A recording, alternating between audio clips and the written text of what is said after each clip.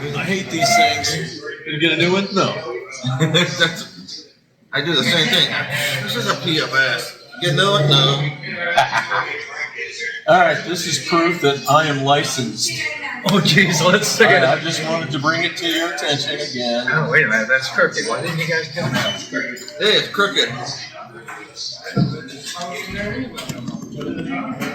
How's that? Yeah, it's crooked. It was crooked. How is it now? Looks good. Is that straight? That looks straight. Perpendicular with the earth. But it was crooked. I know it was. That's why it got up. Oh, There it is. We just don't need his eye twitching, you know. No. I am licensed. did you do it online? Had to. You gotta go find one of those natures. Go to Walmart. No, Walmart don't sell the lifetimes. Oh, the lifetime. Yeah. Oh, yeah. That requires a special Yeah, because I'm old. visit. Yeah. You know. So, yeah, I'm in. So, I got this. David gave me these. This was your great grandmother's The Test and Study Speller book. That's Ava and Mom had that. Oh, probably given by Grandpa. Yeah, he probably, here's all the answers, kid. Yeah. See, I always thought Mom was brilliant, but she had all the answers. 9 years. Wow. And I guess this belonged to Grandpa. I guess that's for teaching or something. I don't know. You guys ready? Yeah. Yeah. I will. You go ahead first, since you're Licensed. newly licensed. Yeah, I'm licensed. I'd like a twofer. Okay. Hang on to your ends. Over even. What about you? I'm gonna have a what's that? Chicken fried steak with a biscuit, 2 pats of butter, and a side of gravy, and my eggs over medium. What's over medium? I mean, I have mine just over easy. And then over medium is slower? All the embryonic sac It's turns just cooked a white. little bit longer. You want biscuits and gravy or toast? Toast, please. Embryonic sac. So introduce us. I mean, what's going on? yeah. we got a buyer. Yeah, no, you don't. We got a sucker. We are at Greasy Rick's, and Neph is with us, joining us today, and we are here to solve the problems of the world and bullshit our way through it. Starting to sound like a preacher. Intellectual bull crap. Oh, just want to remind you, I'm licensed. Licensed. He has a $2 fishing pole and a lifetime license to fish crappie. Oh, no, I don't. No? I went to an auction this weekend and bought me a beauty. Nice pole. Beautiful thing. With all the expensive gear on it and everything for $15. I have a nice pole. Don't know when I'm going to use it or if, but. So you went from $2 to $15. Yeah, I still have that other pole for $2. Did it come with a tackle? This new pole? No, but I have a nice empty tackle box I bought out in Salt Lake. It's empty. Empty? Nice. No rust in it? Yeah, not a big monster, just something you can throw your favorite things in. I told you, all I got's one jig, one little jig. So, again, that was Grandpa's. Newton? Yeah. And this is some paperwork. It's a bunch of Grandpa's, work, paperwork. But there was one piece I wanted you to see. This is English book. Okay, this is Personal nouns. this clipping tells about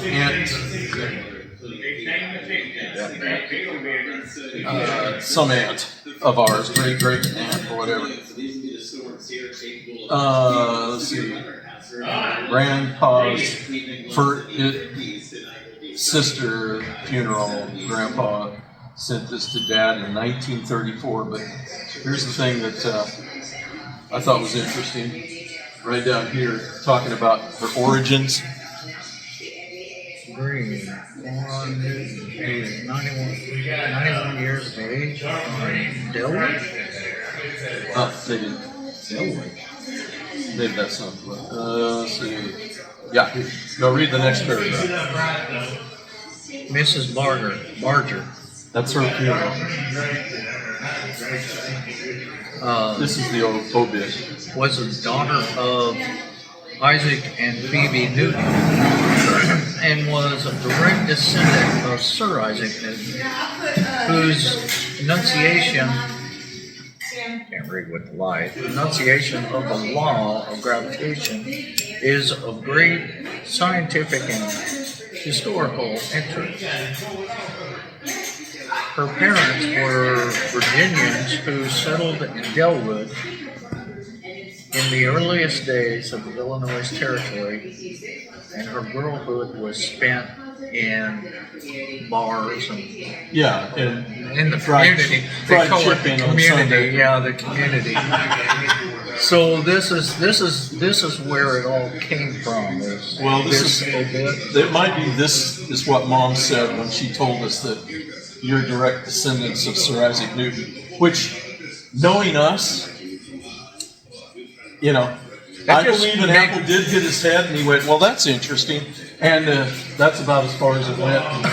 Because knowing us, I would have never thought up gravity. If I pick something up and it drops, so? I would say that qualifies us as smart. Nah. No? Yeah, but no. Because I don't see a lot of smart. I'm just kind of like, we should take the win. Well, yeah. We should take the, We'll take the win as long as we keep our mouths shut. I've got the blood of Sir Isaac Newton or one of his bastard children.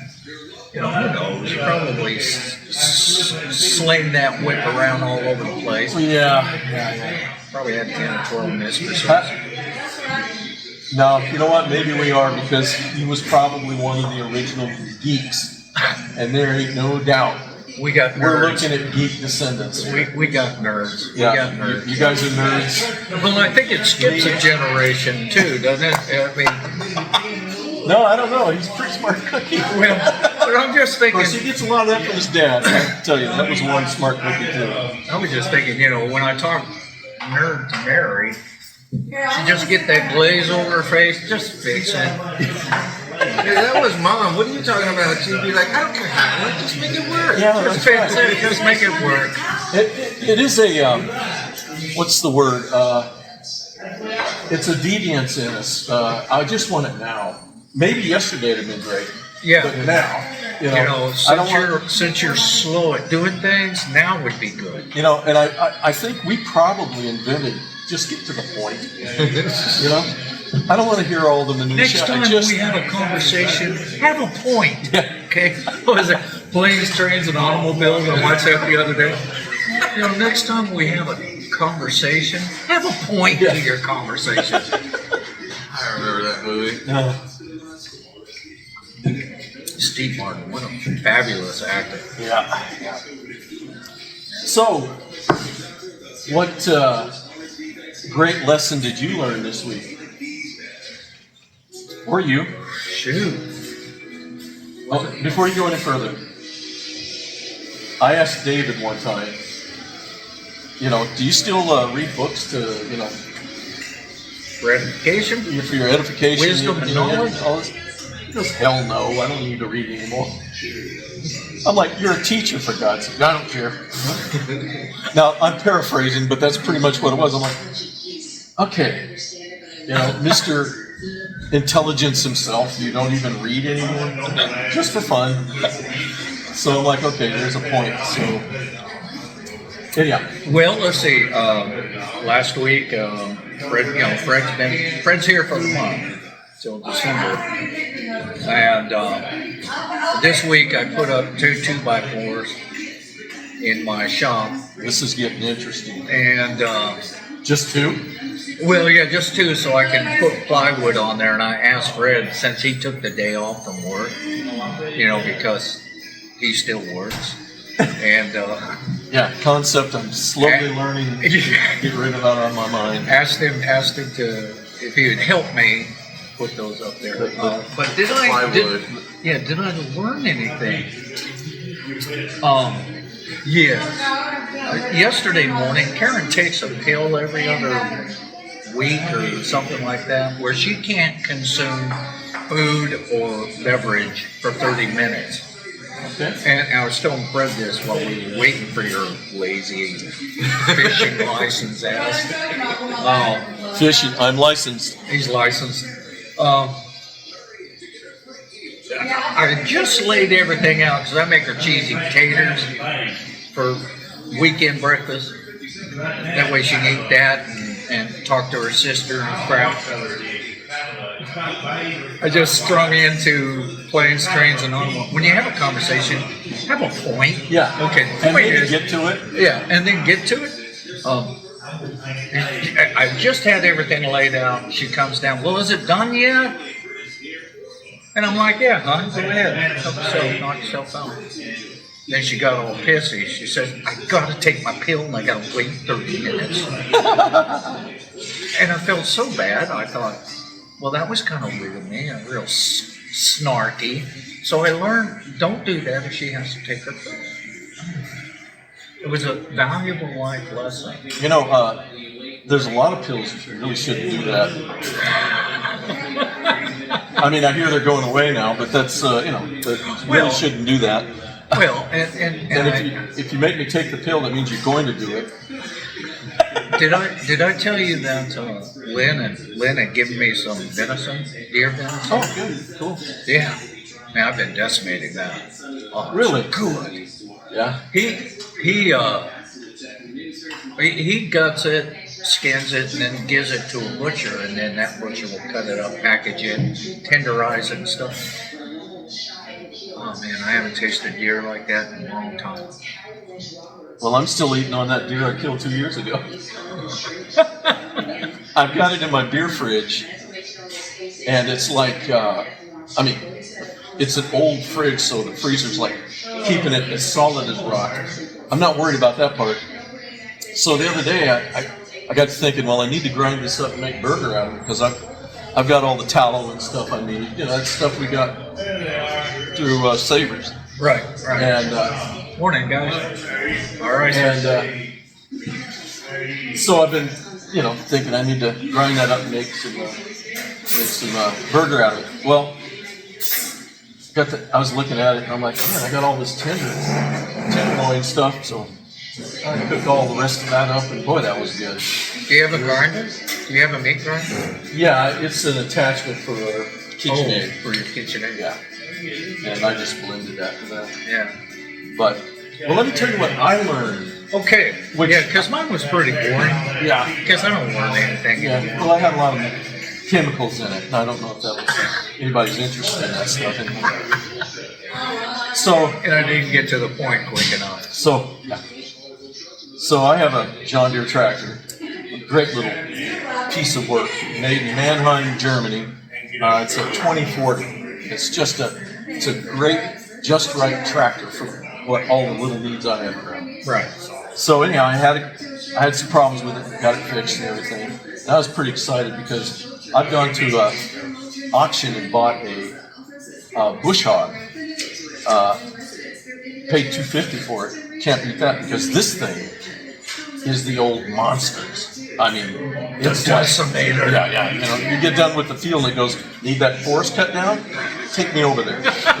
This thing is just a monster. I love it. Well, anyhow, Trouble with saplings? Yeah. Fix that for you. So I had a neighbor, a friend of mine, come over and take his big tractor out there with his bat wing and bush hog the thing high so I could trim it down low and everything. Well, I've been out there doing all that, and I decided, I'm going to go ahead and sharpen these blades, because they were about as sharp as that is. And but they were. I mean, You were beating it down. Yeah, this thing's a monster. It don't care. I'll knock it down. Just give me enough time on it. Well, I sharpened that up, and I was all excited. I went out there and did some low trimming. I mean, down to the yard level. We're talking mowing. Yeah, mowing. Now. Now You're I'm mowing mowing. now. And well, I put 5 gallons in it. When I got back from when we got back from Salt Lake and everything, and I went out there and did a whole bunch of stuff, and it doesn't have a fuel gauge, so I use a dipstick to read it. And I think what happened was, I know what happened. I misread the dipstick. I'm like, wow, this thing really gets great economy. Yeah. No wonder I could drive it from Rogers to home on a tank. Yeah. So I did my due diligence. I checked, because there's just one thing you don't want to do with a diesel. You ever owned a diesel? Never owned. Yeah. Well, anyhow, I went out there, and the one thing you never want to do with a diesel is run it out of fuel. Yeah. And I'm out there, and it started giving me these weird indicators. I'm like I'm losing a little power and stuff. I'm like, So I thought, well, I'll do one more round, and I'll take it to. Yeah. I got around the corner, and it was done.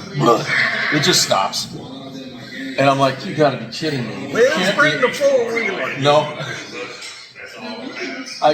I'm like, it can't be out of fuel. And I went back to the house, grabbed the 4-wheeler, grabbed that dipstick, went back, and then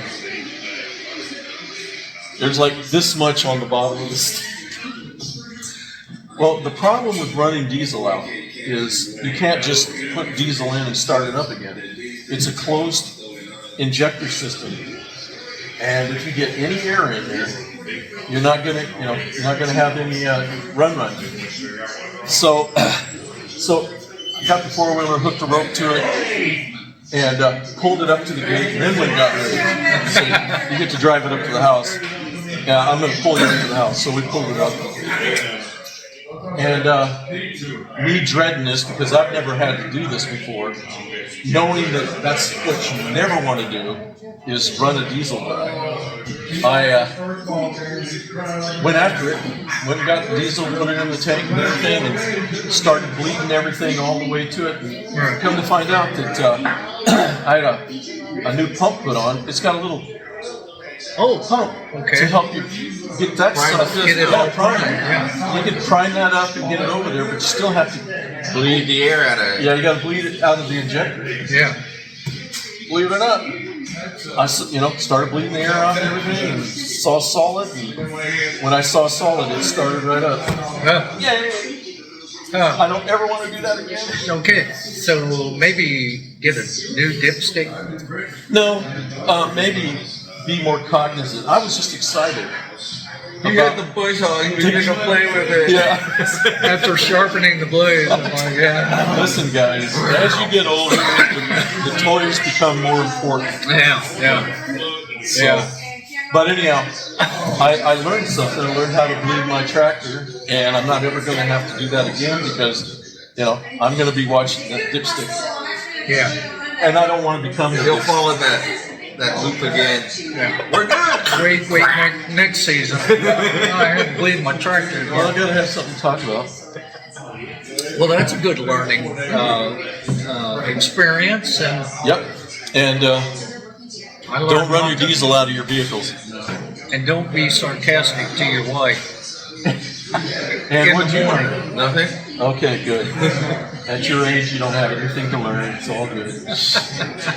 No, most of it's just complaints. But no, I didn't learn anything.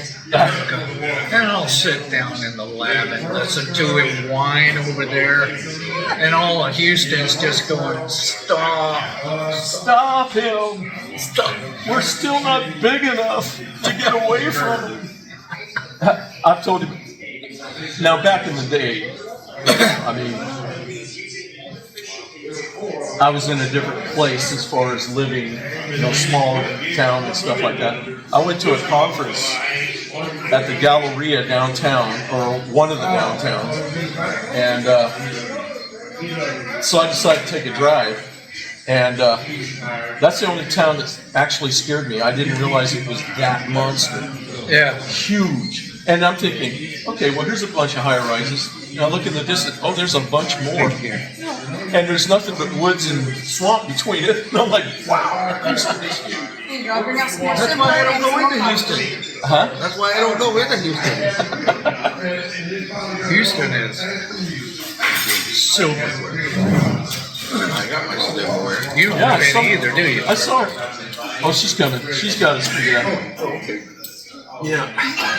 I guess I'm going to have to use my spoon When I on got this. this up to you, I said, I'm bringing you more silverware and some more coffee, but you're just running your mouth. You didn't hear me. I didn't hear that part. Of course not. Man, geez. I Typical. I really didn't hear that. I heard the coffee part. I didn't hear I the did hear some. Yeah, that's all I heard y'all do. You gotta do your breakfast. Thank you.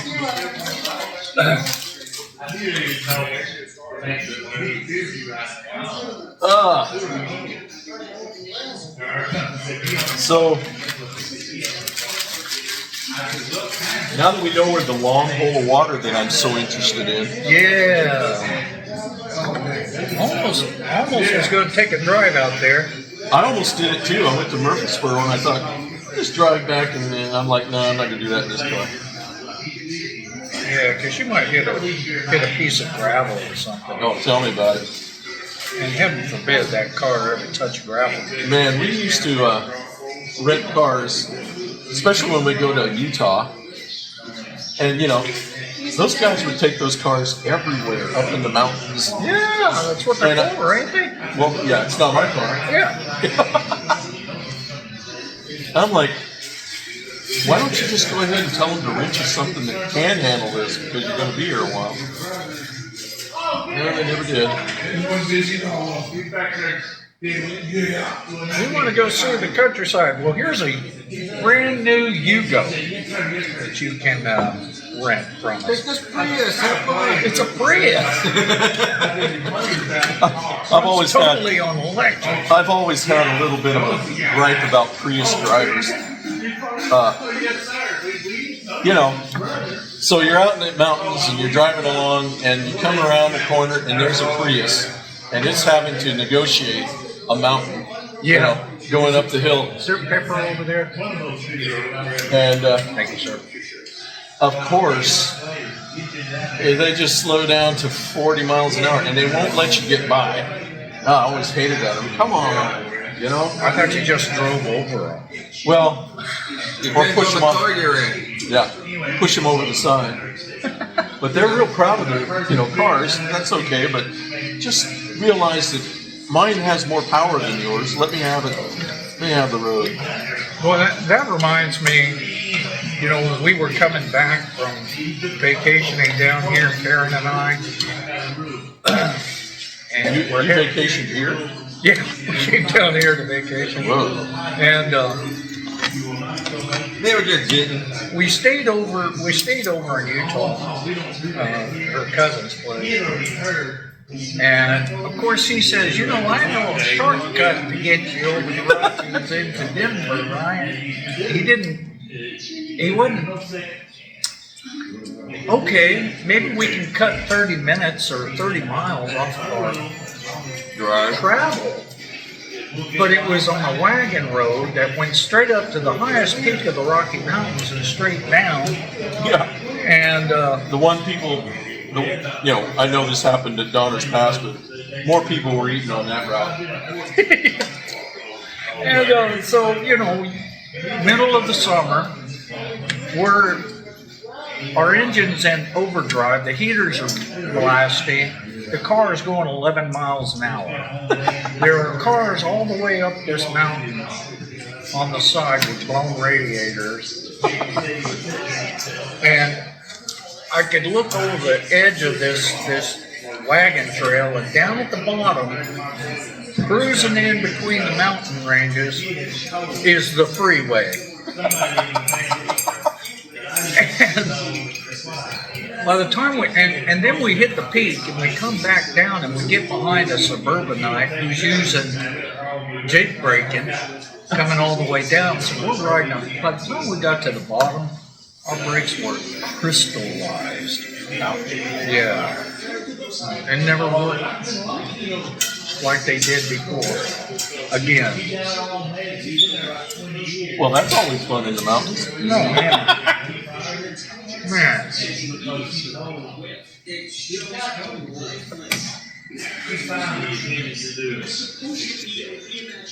Now, last time I went to Utah, I was touring with a band, and we were in Utah.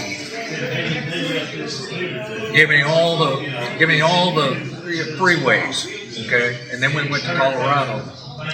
Freeway. Give me freeway. Don't go any wagon trails or anything like that. Of course, those guys didn't care. They were smoking dope that they grew, and they were just happy. Yeah, when Clint was in the hospital in San Antonio, the Air Force graciously let me stay for 6 weeks. It was permissive deep plumbing. That's where I learned plumbing from your dad. I wonder. Yeah, he got me a job, let me use this little 850 Spider, and then sometimes that truck. I know, we laugh about it, but if it's wet, just leave it. Unless you want to put a lot of weight on the back. All right. But anyhow, he really helped out. But I get the call from my commander, and he says, "We got IG coming in. We're probably going to need to get you back." I'm like, "Okay," then appreciate it.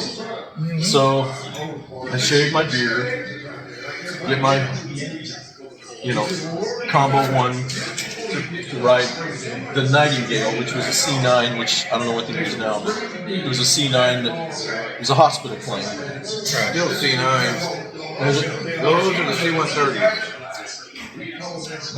for the Nightingales.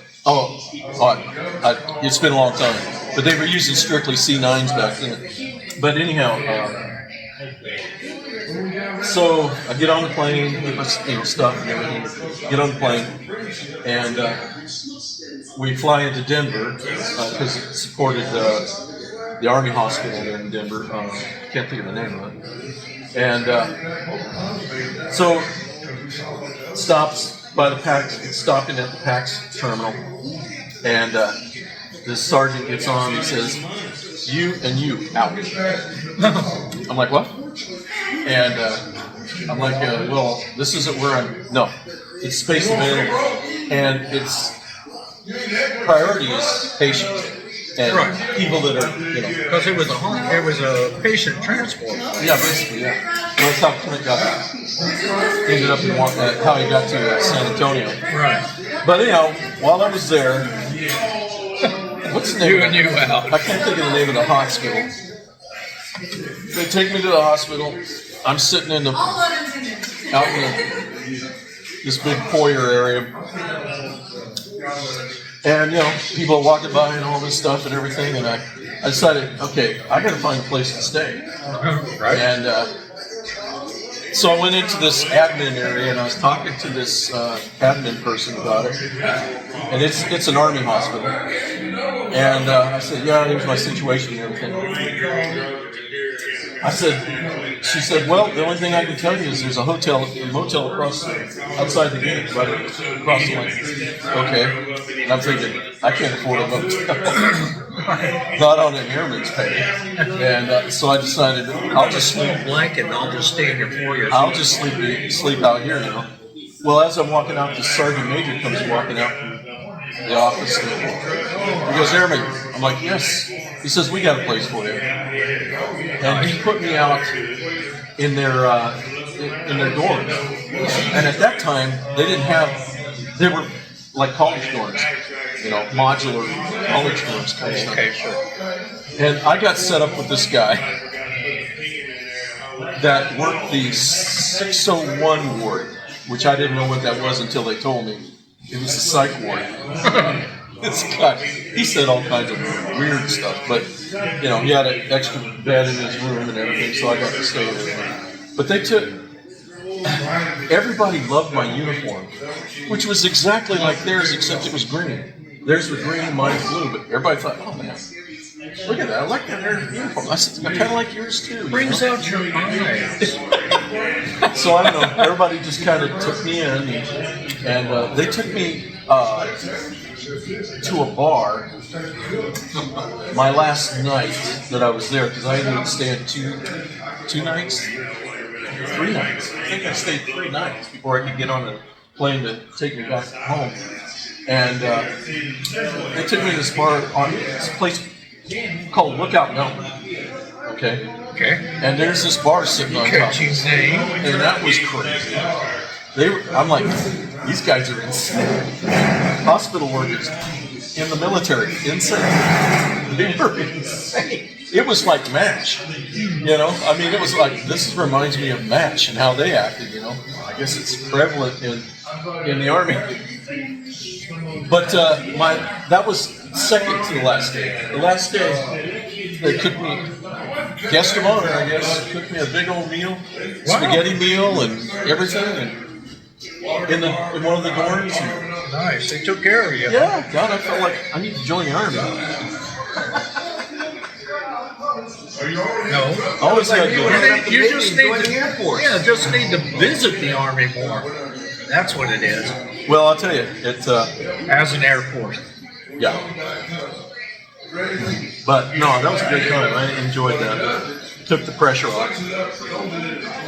Did they know that Lynn was Oh yeah, I being told them. treated and everything? Yeah, I told them why I was there. Oh, okay. I just got bumped off the flight.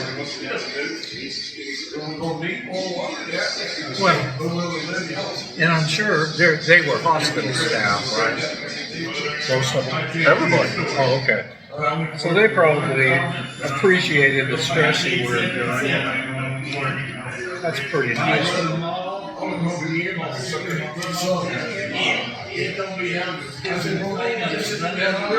And we got Clint around 3 weeks later. No drugs, no nothing. He was fine. I mean, you know, he still had his problems with his arms and stuff like that, but he was fine. Fine enough to play on a hockey team and win the state championship.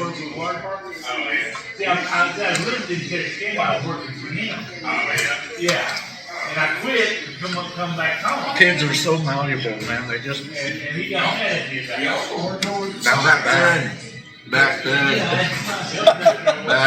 then. You gotta put that in there. Oh, yeah. Back then, kids were so malleable. Yeah. You could just mold them into whatever you want. Look, I kind of like you like a little piece of crap on the floor with legs. Yeah. And look how you bounce back from all these adversities. All the punishment you put yourself through. Yeah. Don't jump off that. Never mind. Oh, you got it. Walk away. Walk it off. Throw some dirt on it. That's what they did. Hey, let's go to the park and do some BB gun wars. Let's go. Oh, yeah. One of mine still has a mark on his forehead where he got shot between the eyes. Johnny Lamb still has a mark in his eye. Yeah. Johnny Lamb can't see out of one eye. Should have shot them both out. I don't know if it was Mark or Gary that shot him, but Should have shot them both out. Yep. Say, oh, is that painful? Yeah, watch this. How many fingers am I holding up? I can't see. That's how many I want to do.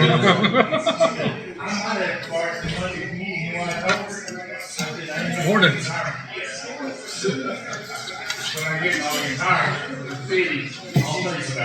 Yeah. Like they say, that's how they weed it out the weed.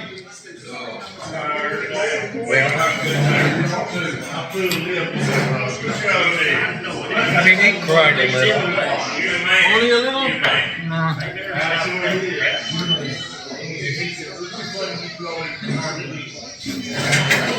That is genuinely one person I can't stand. I would not piss on his head if it was on fire. Yep.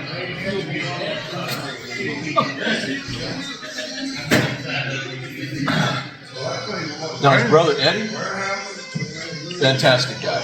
Yeah. Eddie was always trying to horn dog Mary. Oh yeah, why not? I mean, what are you supposed to do?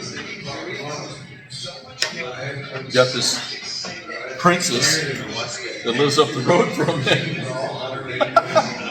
Most popular girls in school. Yeah, he was always trying to horn dog on it. That's something. They were the most popular girls in school. Yeah. And I just didn't give a shit. Yeah. Well, it was artistic. Yeah.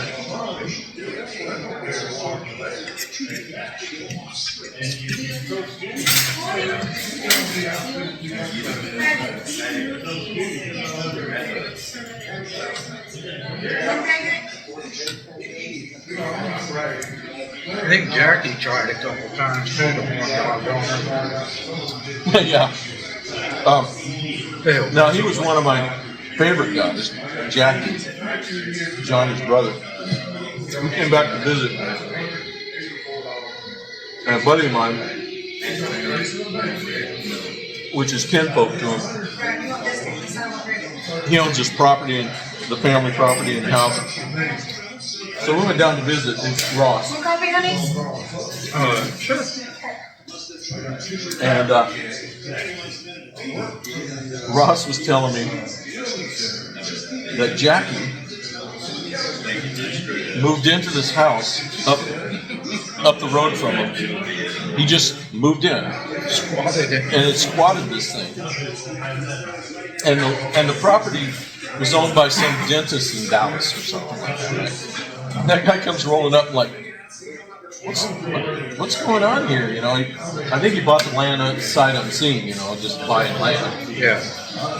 Probably for deer camp later, you know, kind of stuff. Rolls up and like, who are you?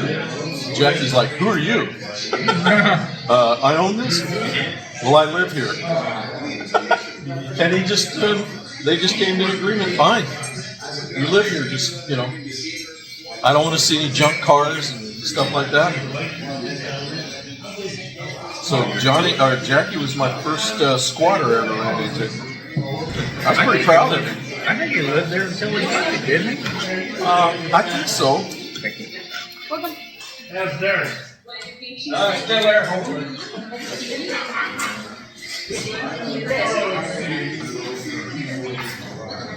You done with your place, honey?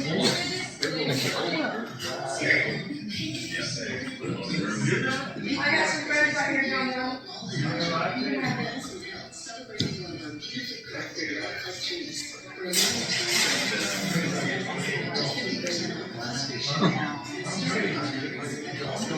Wow.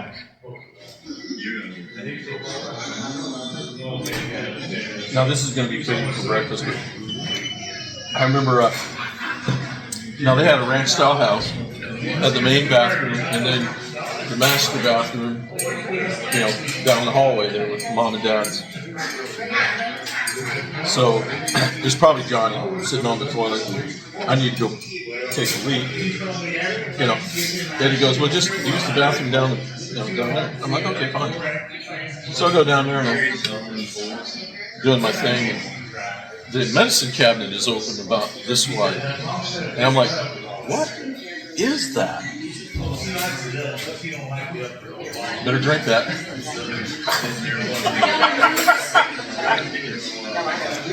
I kind of opened up a little more, and oh my God, it was condoms. Used condoms that he had washed out and had them hanging up and dry.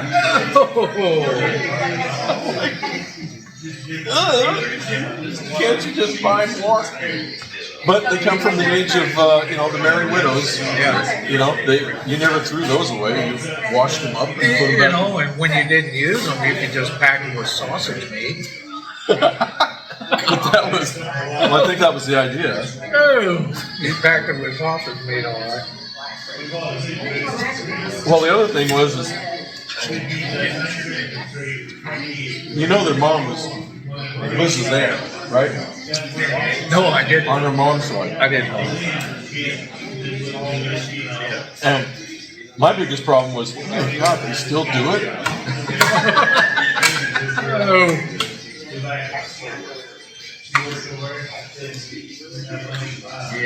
Of course, that's before I knew Liz. Right? Oh, now I get it. Now I understand.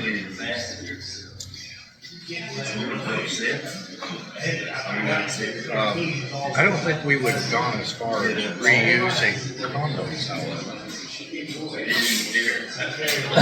First time I ever even saw a condom was in Winston. You remember where the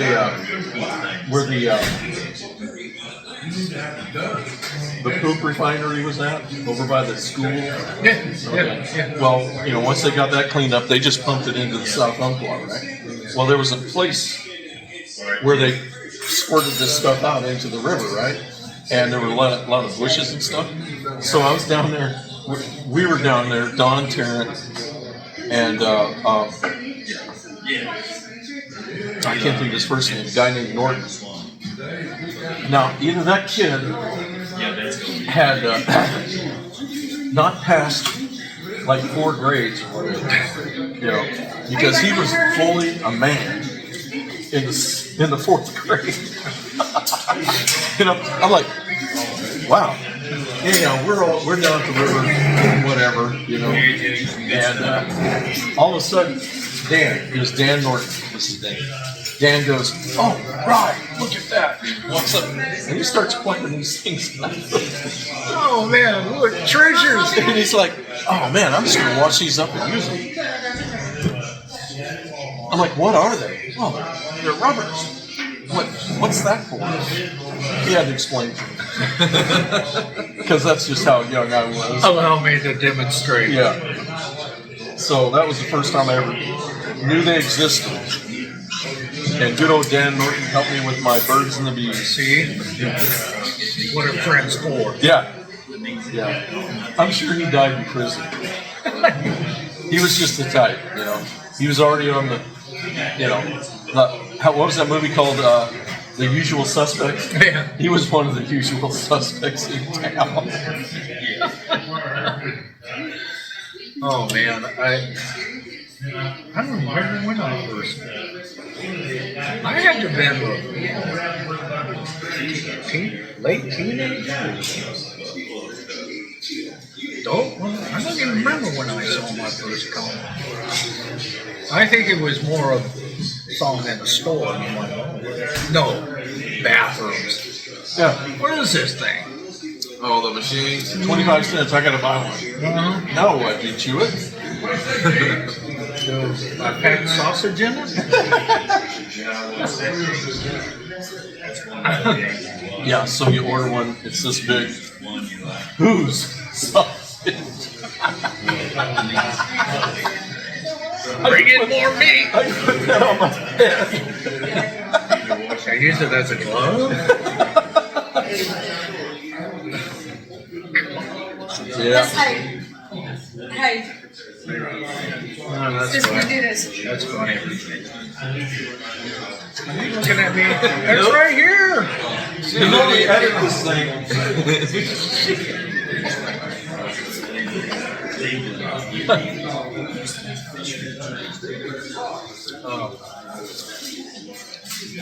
So, Now, then next day, asked me if y'all were laughing, and I said, I don't know, I never had it. That's what my money.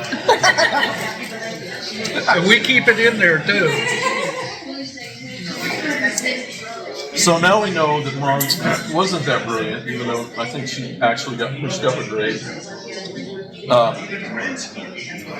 She had the cheat sheet that her dad gave her, that her sister had. When he's a superintendent of schools and a 33rd and a half and a third and a quarter Mason master wizard, he's got a little bit of pull for his Sure he kids. does, Sure he does. Just study this, it's all in there. Now I wonder how much. Now Grandma passed away when she was 12, so that I'm sure Grandma had a lot of influence on the girls too. There's a lot of documentation in here talking about Grandma. and some of that property that Grandpa had in Chicago. I remember them. You had property everywhere. There was some property. Remember, Dad and Mom sold. Mom had an inheritance of property, and they sold it, or sold their right to it, or whatever. I guess sold it. I don't know where it was. It was probably Oh, Dave told me Illinois where. area. Remember, Dad had to go to Arkansas. You probably don't remember, but he had to leave and take care of this stuff. And it was something like 160 acres or whatever. Or there was a conglomerate of all the acreage. Right. But Dave said some of that land was in a little town called Chicago, downtown Chicago. Little town. Yeah. The Sears building's And probably sitting on the probably plot sitting now. on it. Yep. He said, Dad didn't give a crap. Just give me the money. Give me the cash, man. But it's land in downtown Chicago. So, but I knew a guy. His name was Chris Cristobal. He was in the Air Force with us. His grandmother owned a motel right across from Disneyland. And he said, they were from Washington, so he was from Washington. So they'd go down to visit and everything. And then finally somebody made an offer, to him. I'd like to buy your motel and everything. What do you want to get for it? Now, this is probably the 60s, or I'm sure in the 60s.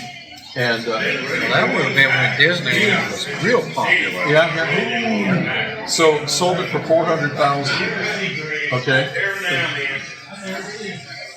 The people that bought it turned around and sold it for $1.4 million,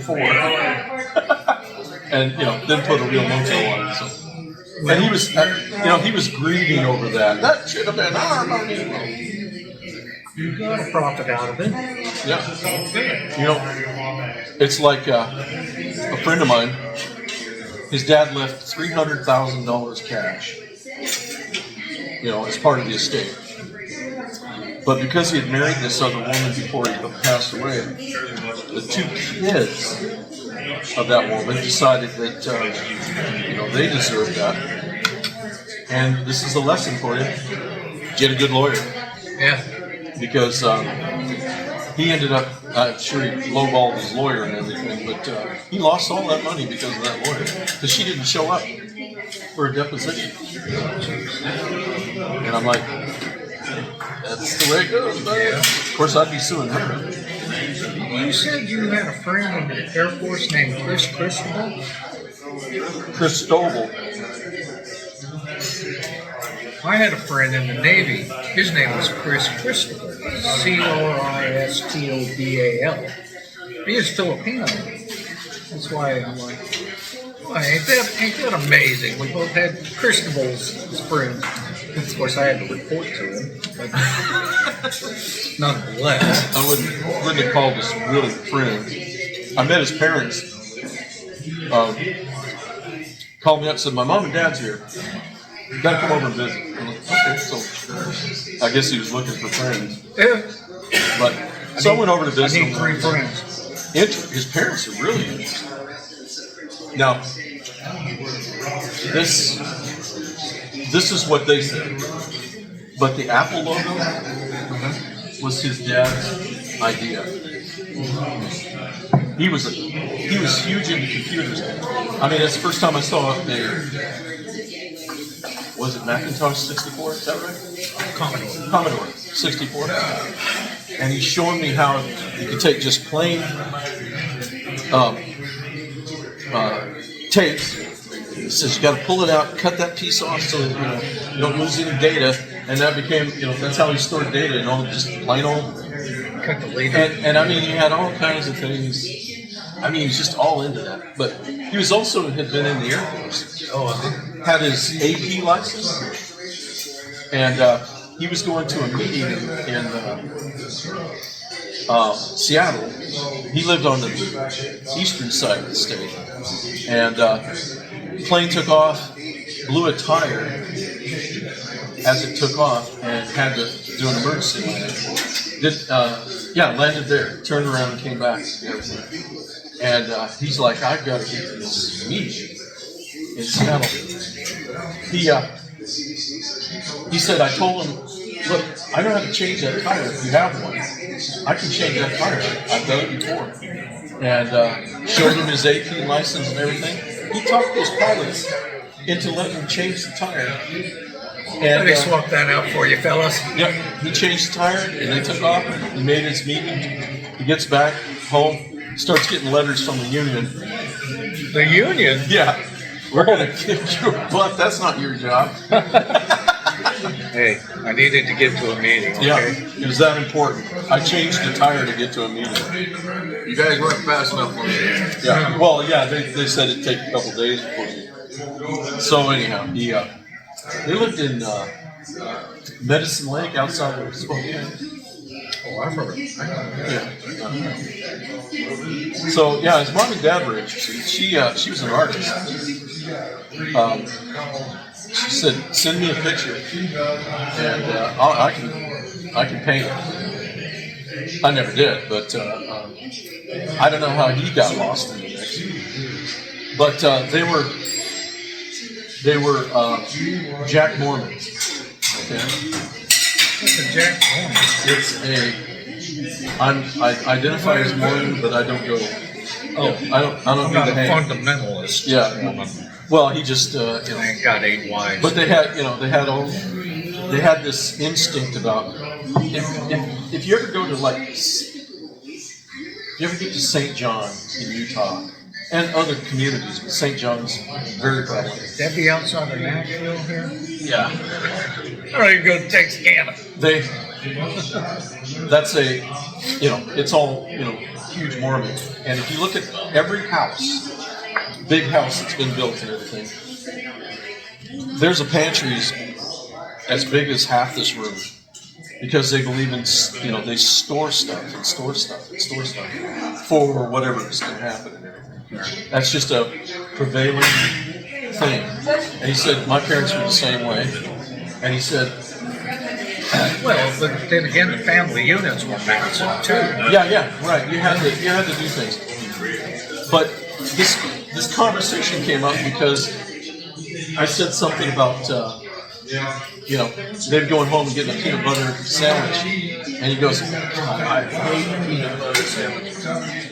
I'm like, okay, what is that? And he starts telling me the story. He said, every day I went to school, Mom packed a peanut butter sandwich and an apple. And he says, and I don't like apples either.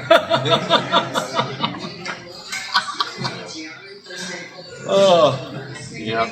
And so, talking about the cursed Christmas, the Filipino community is a different type of people. Their culture is very family oriented. I used to get Christmas cards from his mother. Never met his mother. I'm like, and I asked Chris, I said, Chris, your mother? Yeah, it would have been Mom or one of my sisters. They would have sent you one because, you're on the list now. And you're never getting off. You're never getting off. If they knew what my address is today, I'd be getting a Christmas card. Yeah, that's a great community. Yeah. Yeah. And one of my friends in Oregon, Gary Scanover, dentist, golfing partner, music partner, but his wife, Lolita, Filipino. So they're really entrenched in the Filipino community there in Oregon. And I tell you what, when those girls would get together to have a feast, if you will, we guys are going to play music and stuff, and Gary set his house up to entertain. So those women would spend all day cooking for an evening festivities, and it's just like that community is so tight, and you envy that because you're like, why can't our communities be like that? Man, they're just tight. Just get a time and they'll be just like that. Will they? Oh, yeah. Yeah. Okay. Plenty of TVs to watch. Yeah. broadband. I guess it's going to take a couple more generations. Yeah. Thank you. You're welcome. Thank you very much. She probably could throw that back in the refrigerator. Didn't spit in it.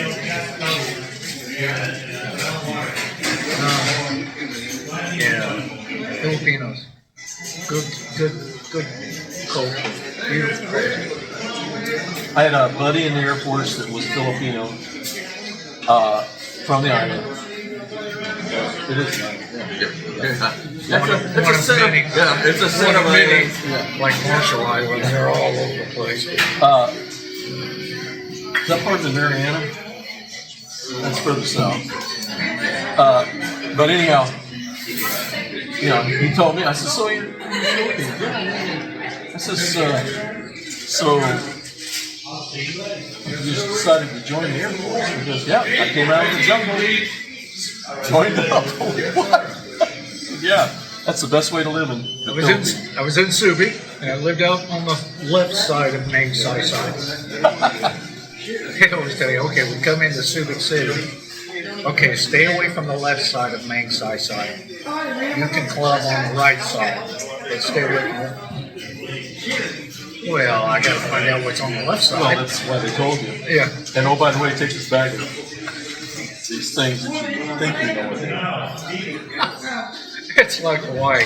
Okay, stay away from Hotel Street. Everybody's at Hotel Street. Somebody gets paid to tell you that. You're ambassadors, You're Okay. Yeah. It's like every place we went to. Don't go here, go here. All right, have the ships over there. Anybody want to top off? Yeah, right here. Nah, I'm just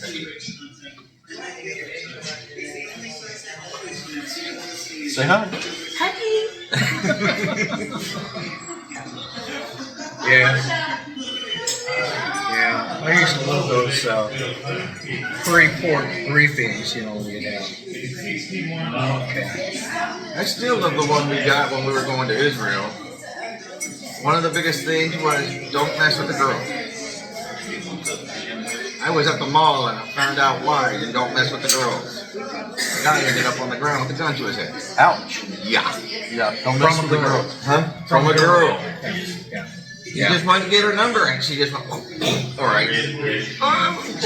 She probably grew up in New York. Would you like to eat this bullet? Yeah, a nation where you do service at the age of 18. Yep. Well, we got the same thing in Bahrain, too. Come into Bahrain. Don't do it. Switzerland's the same way. Really? Mm-hmm. Well, never thought it. And you know what? I wouldn't have found out until I met a girl from Switzerland. She was like, yeah, we all do it. We all carry guns. Stay out of our country. Okay. Yeah. Yeah. Me and a couple buddies were in Bahrain. We decided we'd just pop into a club. Yeah, that was one of those walk in, look at the environment, turn around and walk out. Because you probably are going to be taken out of the back door. Yeah, that's situational awareness. Yeah, situational awareness. Kind of like Tijuana. Last time I was in Tijuana, I decided I'll park and walk in. No. So, they've got all those ramps and stuff. It's easy to do. Come on in. Hold on. She's on her way to work. She likes to talk to us. I'm having breakfast. What are you doing? Damn it, I forgot it was Monday. Yeah, Mom is not going to answer your phone. Why? Well, I don't know. She doesn't answer Jeremy's phone or mine. Or mine. Say hi to your cousin Fred Hello. Hello. and your Uncle Dennis. Hello. Howdy. So, Okay, well, I'll let you go do your own. Well, I kind of did, but forgot because it's not that important. yeah, you get that on your calendars. Just put not important. Don't call. I will. I will. Be safe, sweetie. I know you're on the freeway. All right, love you. Love you. Bye. She works in Ogden now, which is That's probably about a 40-minute, on a good day, a 40-minute drive. The Salem to Portland ride. Pretty much, yeah. But you got freeway all the way there, right? Yeah. I mean, it's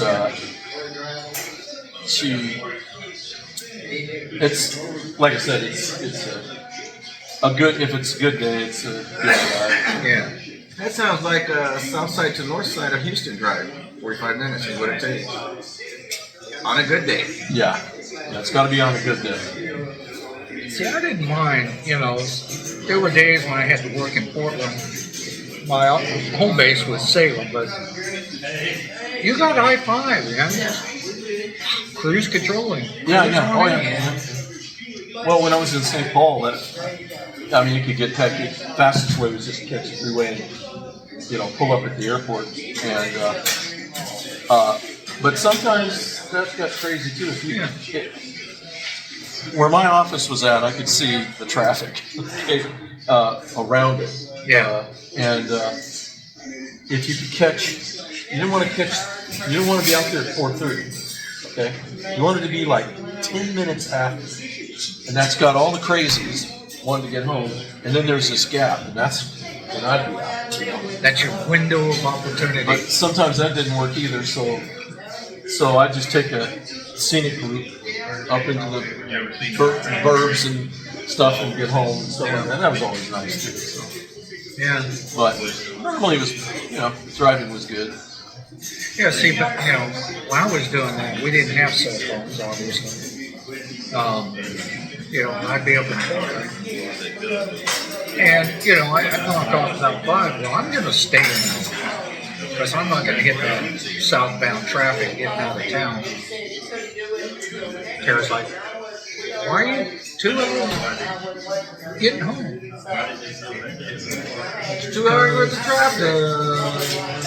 I'm impatient, and I don't want to be stuck in traffic. That's what I tell my manager. If I'm like 4 o'clock, I'm like, crap. She's like, what? I go, I'm not going anywhere. She's like, what? And it's not that far of a trip. It's only like a 10-minute drive to my house. Yeah. But. And why he's not walking, and I don't know. Because that's a 10-minute drive, not a 10-minute walk. Yeah. Get it straight. That's getting on the freeway and having to get right back off again. I made that mistake with Google Maps one time. I'm looking at this and wanting to get someplace, and I'm like,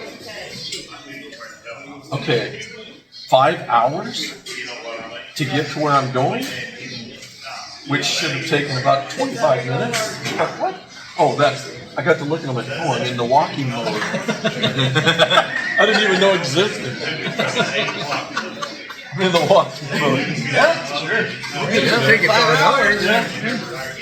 Unless you're a speed walker. Unless you're on a bicycle, then you can cut it off a little bit. Yeah. But there's just like any place. Get on a bypass and you're stuck as soon as you get on it, and that's how long the traffic is before you even reach the freeway. Oh yeah. Been in that before. Or if I want to extend it 15 minutes, just take the long one. One road all the way down to town and then go fight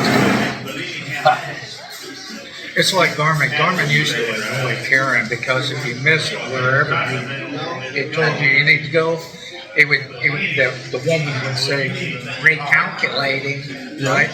That used to annoy Karen. She'd flip it off and everything like that. Now today's,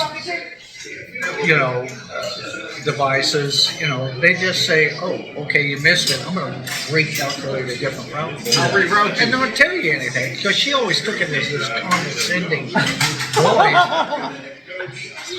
Recalculated because you're stupid. That thing needs to be taken out back and shot.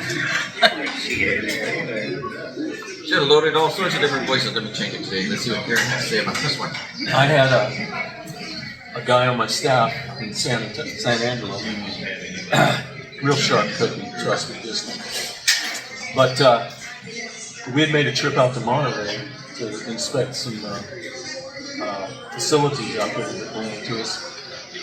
And we're on the plane and everything, and he'd bought this I think it was a Garmin, but it didn't say anything. It was one of the old ones that's like, it's just a little thing. Little It's just- screen. Yeah, and it's just, and he's like, oh yeah, well here we are. And I'm like, I have no idea what you're talking about. I'm looking at this, don't know what it means.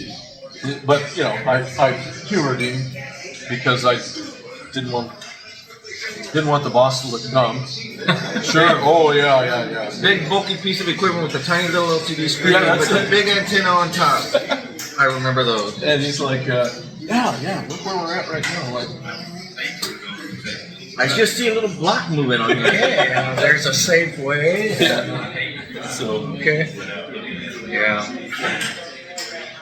I think the biggest challenge of the Garmin was trying to get out of a specific place in Portland, trying to get out and get to the I-5. And, you know, you come up to where there's a lane turns off, this one goes this way, or this one goes over here. And the display would have everything there, and it didn't really tell you, well, you need to get over now, because you're going to turn in 22 feet. You miss it, you got to make 5 mile block run. Try to get back around. Okay, I'll hit it this time. well, Oh shit, I missed it again. let me ask you, after all those years of declination training and map reading and all that crap, okay? Do you even know how to use a map anymore? Yes, fortunately I do understand the 1 through 10 and the A through Z. Yeah. You know, and I can grid it out. I'm telling you, I'm losing my skills. I think my story now is going to be a compass and encompassing it to the map. You know, I used to be like, there's that. Now I just say, where's north? Okay. I don't even need a compass to tell me where north is. Yeah. And no, I'm not looking at moss on the trees and stuff like that. Which that is a fair indicator. Yeah. Or, you know, at night, the Big Dipper Big Dipper. Yeah. points you to the North Star. Okay, just keep going north till you die. Whereas here, all roads lead to the same place. Pretty much. Yeah. So, getting back to the secret fishing hole, we can't invite him because I don't have a license. Yeah. Yeah. I'm not licensed. That's a good thing. Because we weren't going to tell you anyway. That's fine. We'd have probably just taken you to a pond and say, yeah, there it is. Here it is. We're gonna go. Look at that big hole of water. We're gonna move. It would have made up the dad here really to- mad if I went, look, I got a fish. It's like that time Mom, Dad, and I were at Kirkpatrick's pond, cow pond fishing. Mom's just sitting over here reading one of her Harlequin, cigarette in hand, fishing pole laying on the ground. Sounds like mom. And Dad and I are over here bantering about who's going to catch the biggest fish, right? All of a sudden, Mom's pole goes, she reels this in. We're still bantering. Mom pulls out a catfish about this big. It showed us.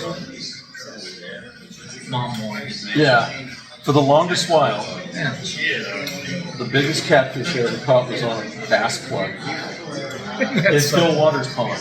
In Phil Waters? Yeah, Dad and I were fishing, and I'm going for bass, right? So I get it way over there, and I'm popping it a little bit. It was a lucky 13. I'm popping it a little bit. All of a sudden, whoa, that's a big one, you know. And then it started acting like a log, not a bass, jumping out of the water and all this stuff. Finally released. Really nice, you know, catfish, which I'd throw it back nowadays. Not Dad. Oh, it's a nice fish. You can eat that thing. Yep, that's dinner. Yep. Well, you earned your place for this evening. Yeah. And then I caught a big one time on this catfish bait and stuff. So. But that's my favorite story. I wonder why Mary never did fish. Have you ever go fishing with Mary?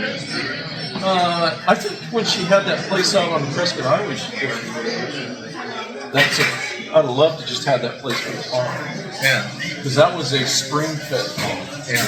That thing kept water and it was clean. And the turtles loved it. Yeah. Boys go out there. Did you ever go out there with the ducks or ducks? Yeah. Did you ever go out there with? Do you remember the place? I've been once. She had a bunch of ducks and geese and stuff like that. First time I ever saw this, they're way at the other end, and she's got this feeder, and she starts shaking it, and you should have seen these things. They just boom. Crazy. Diane fished. Did your mom fish? She didn't fish off. Diane did. I remember she took us fishing the last time I went fishing, when I ended up with a fish through my finger. So, Ouch. yeah. As a matter of fact, it was this finger. I remember because it was right by the scar. Shouldn't have been pointing at your mom.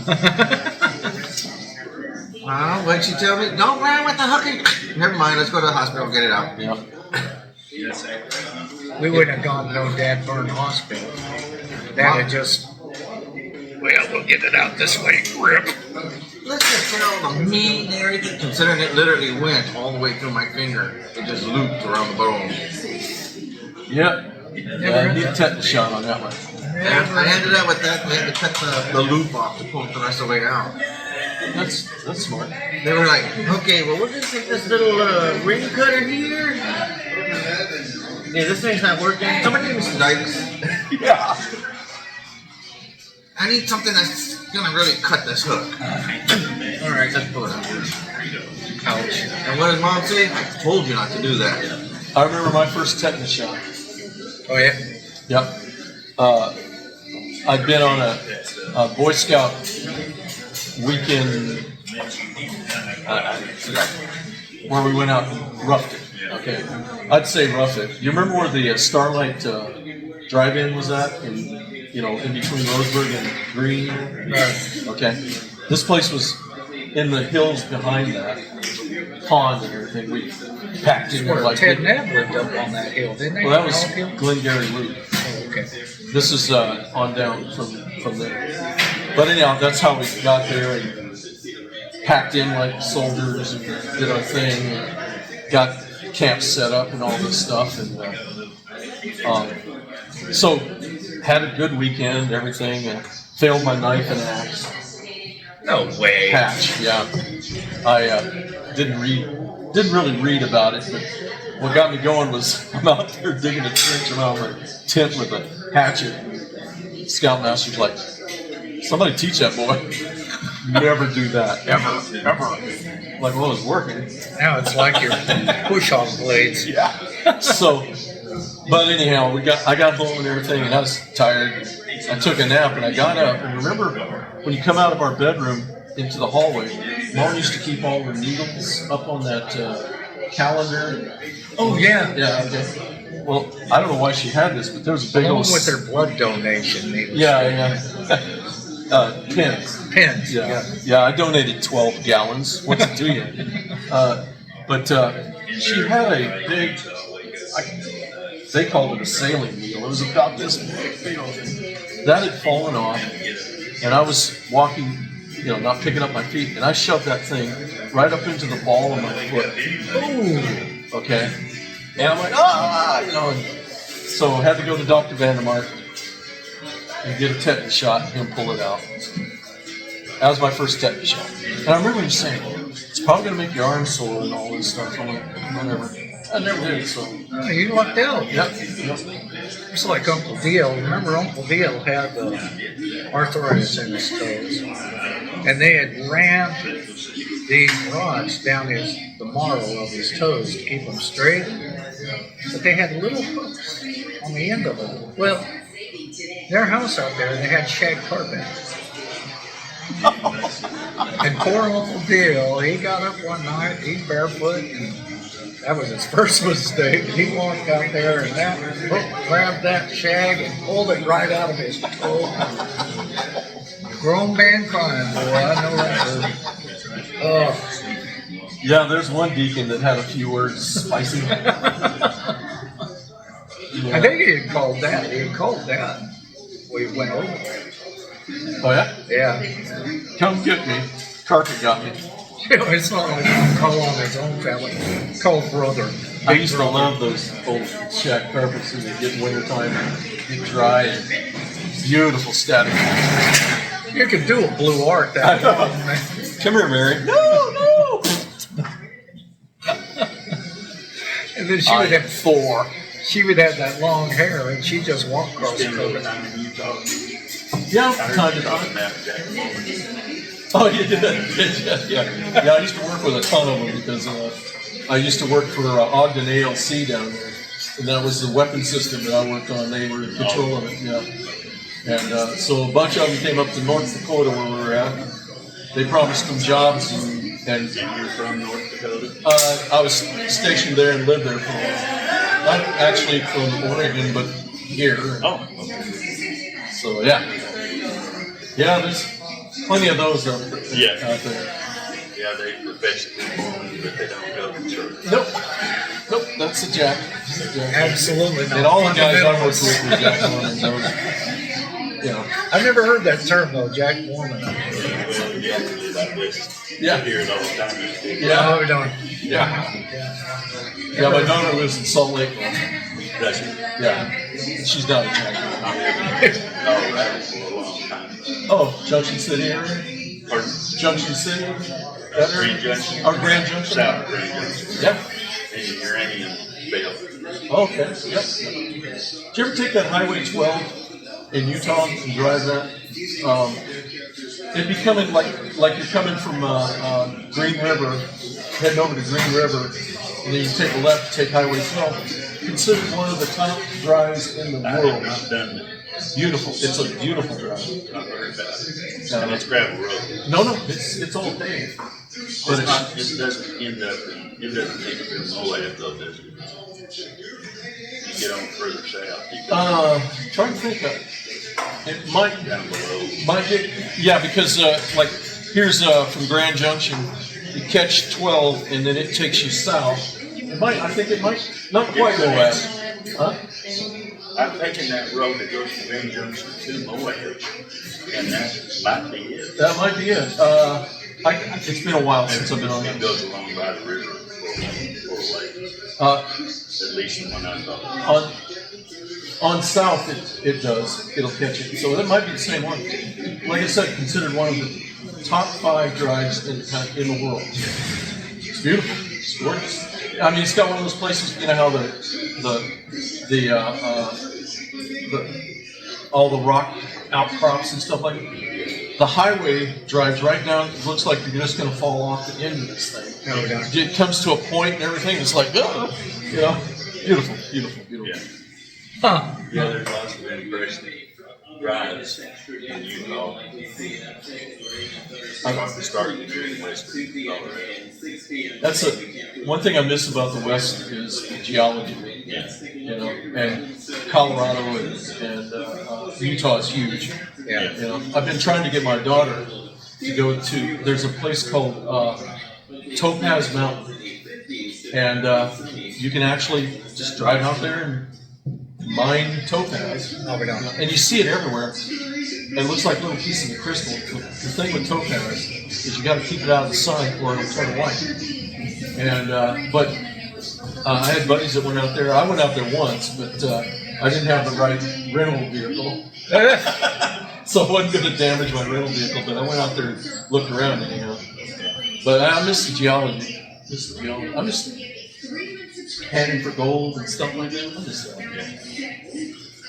As long as I got a nice, comfortable chair and an umbrella over me. Yeah. Pan all one. They're from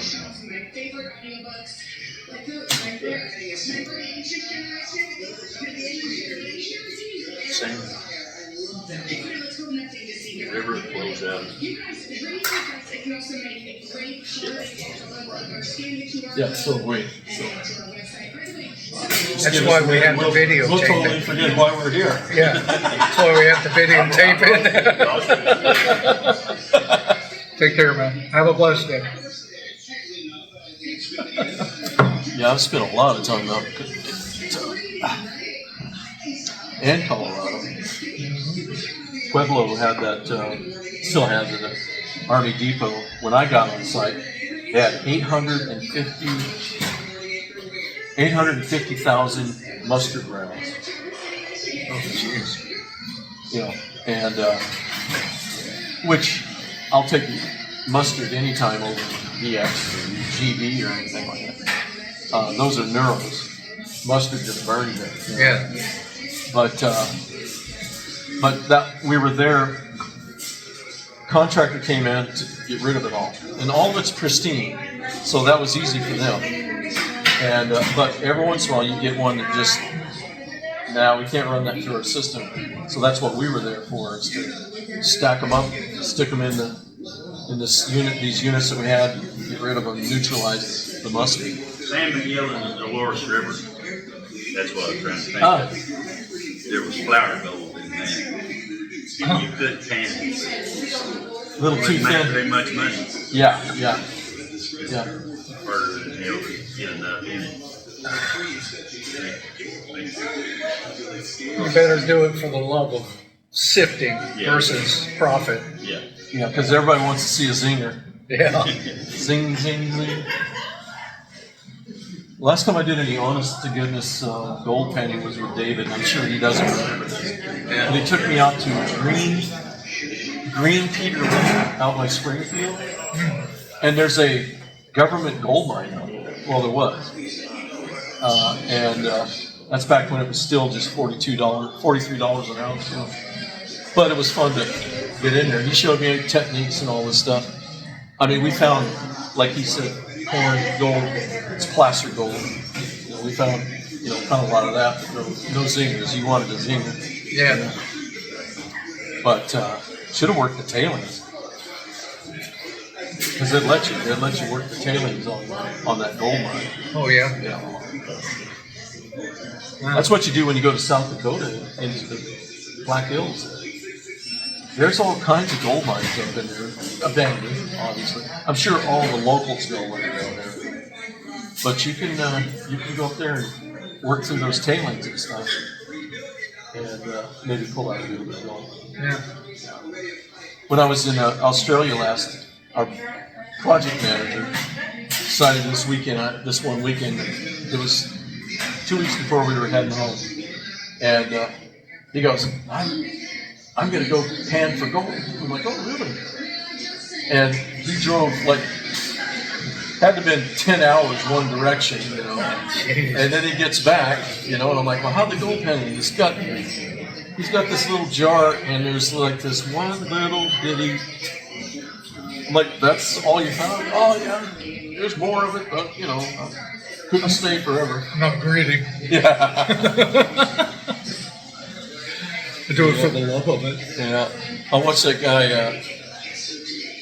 they had a casino in downtown Melbourne, and I didn't go with him. I watched him come in all sad and everything, because he went down there, he lost like $16,000. Oh, man. I'm like, I said, so are you going to put your sailboat up for sale? Because he lived in Maryland, and had a sailboat on the inner harbor and all this stuff. He says, I guess I'm probably going to have to. Oh, man. And he had married this girl. She was Asian. I don't know from where, but he's like, she is going to be pissed. Yeah. No noodles for you. No noodling for you. Yeah. Yeah. Sleep out there. Get away from me with that noodle. Oh, yeah. What's on your agenda today? Yeah, me either. Liz told me that there's a honeydew list to do. No. She's skipping Thanksgiving, which I'm grateful, Yeah. because we're going up to Northwest Arkansas and have Thanksgiving with Jeremy and Shivani. Oh, okay. Nice. And so she's not putting up the turkey blow up. She's not putting anything. No. I know, which I know it's unusual, but to me it's just pragmatic.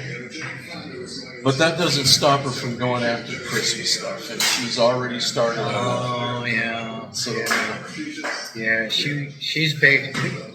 The holiday things, Liz is just like Bring it all out. If you want to know if Liz is a kid, just get around that stuff. Yeah. And you know what? Everybody appreciates it as long as you don't have to do it. This is a reverse Little Red Hen. Okay? I'd rather not help you, and because and enjoy the look.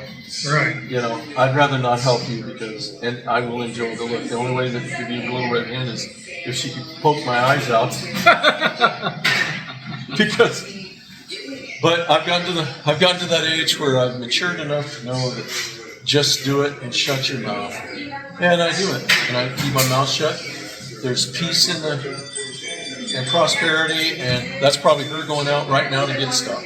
You know, after 50 years, I'm glad that you finally realized that it's a losing battle. Yeah. Yeah. Get your notebooks on. Yeah. So, yeah. Well, Andrea and Chris are hosting Thanksgiving the day after Thanksgiving. And the reasoning behind that is on Thanksgiving, all the kids are going to 20 different family units. You know, nobody can Stay long enough to enjoy it, so it's going to be the day after, and they're hosting it, which is great. You know, Karen said, I'm happy to, use our house to host, but I'm not cooking anymore. Yeah. And I think the kids have got it. They're like, yeah, okay. Yeah. It's time to pass that on. That's right. But in order for us all to collectively stay together, and I think you told me you and Liz were heading up to Jeremy and Giovanni's for Thanksgiving. Karen asked me that this morning about whether or not Andrea had reached out to Liz. I don't know. She might have. Anyway, I something in the back of my mind says they're not even going to be in town. Yeah, we're not. And Jeremy and Shivani, they got it figured out. Cracker Barrel's going to do all the cooking.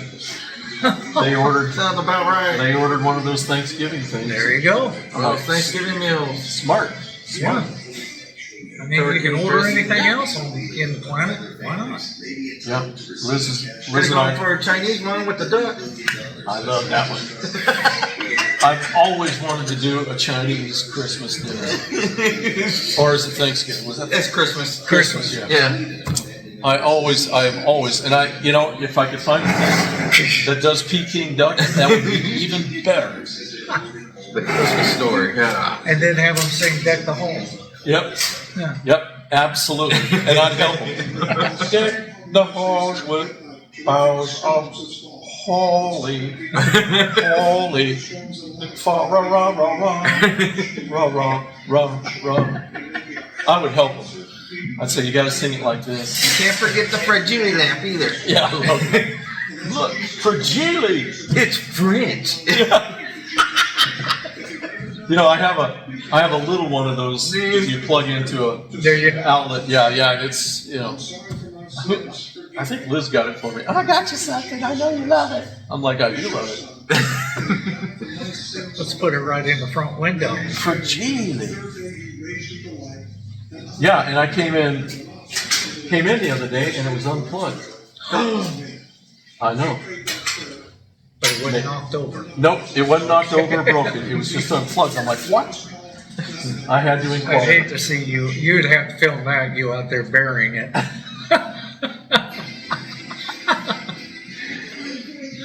Oh, dude. But yeah, I got honeydews to do today. Well, since he had taken off today, Fred had taken off today, I use his skill sets to help me put up some plywood on my 2 2x4s that I put up. So we can put up some hooks so we can hang his equipment. That's exactly I'm what trying to it's for. migrate out of that little storage unit. Not the ghetto box, but the one by the house. by the house. Where the tree's growing closer and closer to it. If I had the money, I'd get that thing taken down, man. He's just destroying that building. Just leave it, let it fall on everything. And Well, see, Take the if you insurance. clean out the storage and you can move all the stuff under the awning or the lean-to and move it into the storage. Yeah, that's the thing. I mean, I've got all that wood and stuff that I keep all the scrap wood and stuff. On the side of the storage, on a lean-to, the tree's growing into.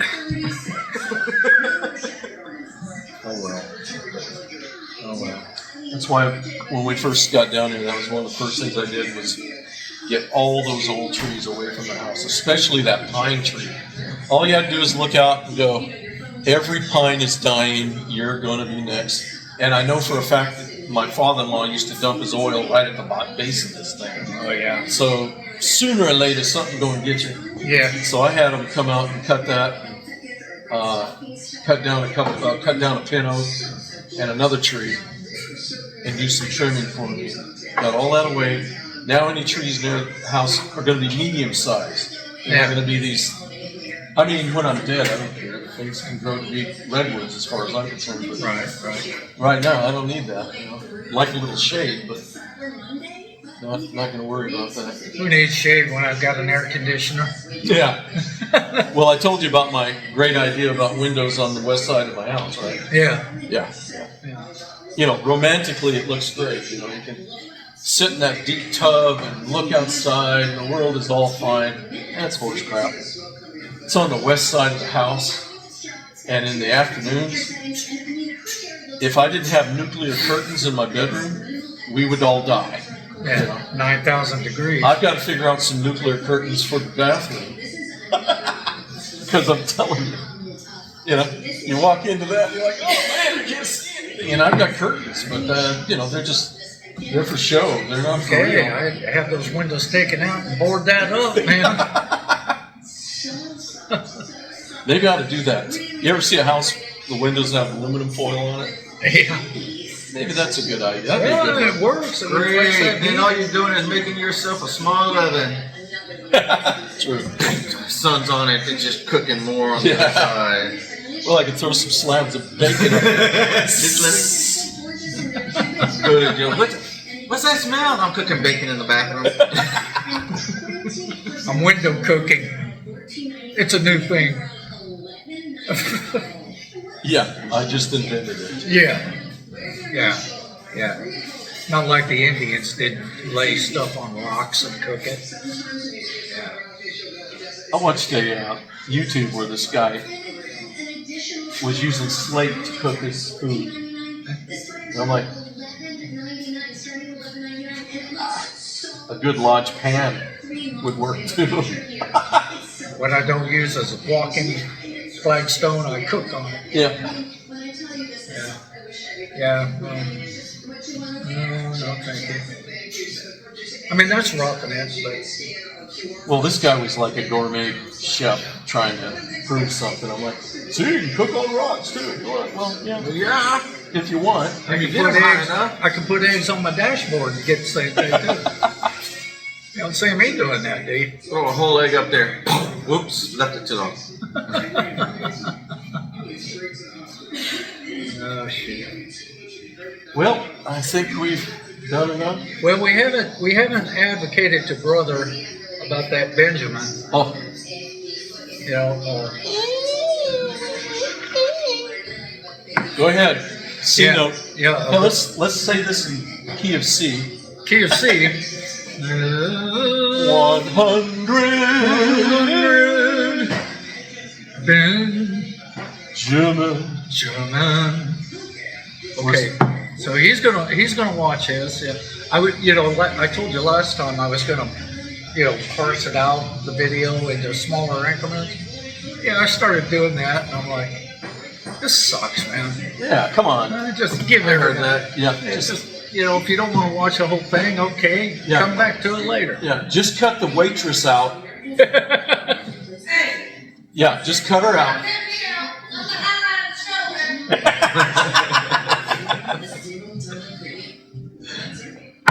All right, we're at Rick's, Greasy Rick's.